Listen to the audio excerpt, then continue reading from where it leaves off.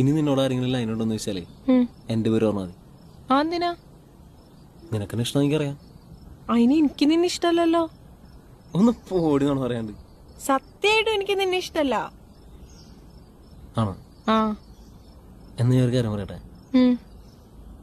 എന്നൊരാൾക്ക് ഇഷ്ടാണ്. എന്നൊരാൾക്ക് ഇഷ്ടാന്ന്. പിന്നെ എന്ത്? ഒന്നുമില്ല.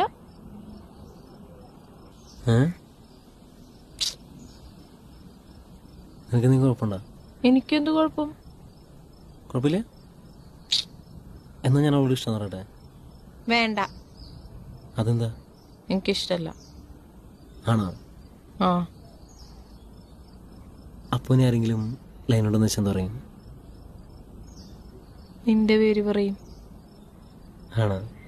പറയൂ.